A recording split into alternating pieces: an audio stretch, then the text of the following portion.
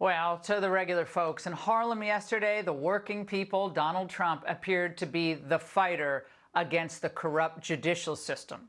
They wanted him tangled up in court all day. He decided to go hang out with the people for a few moments. But the blowhards on the other cable nets, they are totally oblivious to that and just continued their campaign of dehumanization. The fact that this guy has to sit in a courtroom 6, 7, 8 hours a day. That's not good for him. He has a legendary short attention span. It's like a caged animal. That's a dangerous situation. He's feeling very threatened. He's out of control. And so we do expect him to lash out. Joining me now, Victor Davis Hanson, Senior Fellow at the Hoover Institution. Victor, I love the split screen, two presidential candidates in deep blue districts, but Biden has to go, where it's all controlled. Trump goes to Harlem, a place where Republicans would, traditionally not venture into. What's happening here? Well, he's very effectively doing this split screen, and he's the candidate. He's telling America he's the candidate of normalcy, a return to the normal, the traditional. And they are the radicals, and they are the people who are crazy, and he's not. And these split screen differences, remember he was at the rainy wake of an NYPD officer while Biden was leveraging $26 million from movie stars in campaign contributions. Then he hit it again at Chick-fil-A while Biden had at the White House these stars with their girlfriends' glitzy dresses as if they were at the Oscars. And if he can keep doing that, it really shows you that he's redefining the Republican Party and maybe America as a party of middle-class people as class starts to substitute race. People are identifying more in common with their economic status than they are with their tribal affiliations. So those people you saw in Harlem are saying, I have more in common with your agenda than I do with Oprah. Or the people, I have more in common with the people of East Palestine than I do with the people on MSNBC. And if he's able to pull that off, he can win.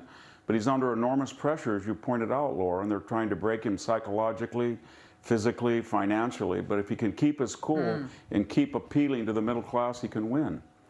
Victor, I think every day that they make him sit in court, he should do one of these types of events. I think he should go to New England. I think he should zip up to, New Hampshire. I'd head to Massachusetts, go over to New Jersey, pop down to Pennsylvania. I think this could become what the Democrats never thought would happen. This could become Trump's real re-election strategy, standing against the system that wants to break you for the people who support and fund the system. I don't think they know what they've unleashed here with the electorate.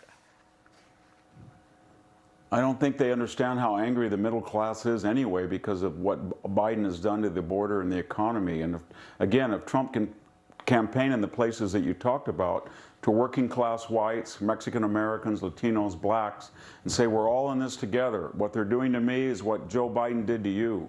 And we're going to rise up as a new Republican Party, a populist, nationalist, middle-class party, and let the elites on MSNBC and CNN and the network news and PBS scream to high heaven. We're going to ignore him. I think he can win. And I think it's a very successful. You're exactly right. He should be campaigning in all of these non-traditional Republican spots. Victor, Joy Reid taking a victory lap in how this is all being handled. Watch. The first person to actually criminally prosecute Donald Trump is a black Harvard grad. Donald Trump is being held to account by the very multicultural, multiracial democracy that he's trying to dismantle. There's something poetic and actually wonderful about that. Go DEI. My DEIs are bringing it home. Victor? Well, she can't finish the sentence. She's shown she can't finish the sentence without playing the racial victimization card. And what she doesn't realize is that blacks make up about 13% of the population, which is great. But according to her racial spoil system, they don't make up 75% of the prosecutors in America. So when she's saying he's going to be tried by people of color, what she's saying is people of color are overrepresented in the judicial system, and according to the logic of wokeness, payback. That's not right. Yeah, payback. Make it. It's time to get even. Victor, great to see you as always. Yeah.